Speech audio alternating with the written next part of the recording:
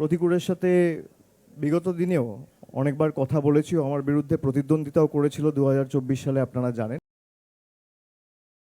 তো আমি দীর্ঘদিন ধরে ওকে দেখেছি, ওর কথা শুনেছি, সামনাসামনি আমার কোনোদিন দেখা হয়নি।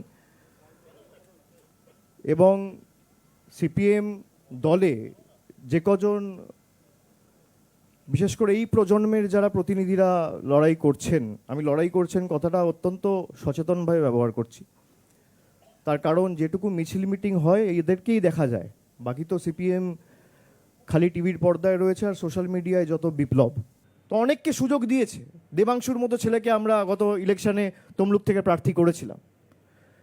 2016-তেও 2021-এও একাধিক যুব সমাজের প্রতিনিধি, নতুন পুরনো সংমিশ্রণেই একটা দল সমৃদ্ধশালী হয়ে ওঠে। তো আমি সকলকে আহ্বান করব যে আসুন সবাই মিলে যদি সমাজকে আরও শক্তিশালী করতে হয় এবং বিজেপির এই সাম্প্রদায়িক উস্কানি এবং বৈষম্যবাদী এবং বিভাজনের রাজনীতি থেকে যদি মুক্তি দিতে হয়, বাংলায় যেভাবে মমতা বন্দ্যোপাধ্যায় লড়াই করেছে ভারতবর্ষের কাছে মডেল। গতকালও তো আপনারা দেখেছেন এসআইআর নিয়ে সুপ্রিম কোর্ট যে রায় দিয়েছে, কোথাও তো ভাই ইলেকশন কমিশন আর সিইওর উপর অনাস্থা রয়েছে, সেই জন্য জুডিশিয়াল অফিসারদের অ্যাপয়েন্ট করার কথা বলা হয়েছে, নাহলে করবে কেন?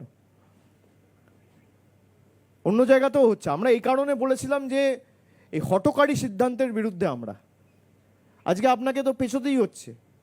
14 তারিখ লিস্ট বেরোনোর কথা ছিল, এখন বলছে 28 তারিখ বেরোবে। কালকে বলেছে 28 তারিখ কিছু বেরোবে, যেগুলো বেরোতে পারবে না 28 তারিখ সেগুলো পরবর্তীকালে বেরোবে কেস ক্লিয়ার হওয়ার পরে। তো সময় তো লাগছে। আপনি বলেছিলেন 2 মাসে করবো, নেই করতে করতে 4 মাস লেগে গেল। এটাই যদি 2 বছর ধরে করতেন কোনো অসুবিধা ছিল না, কেউ বারণ করেনি। আপনারা দেখছেন এই বেলা বাংলা, শিরোনামে সবার আগে।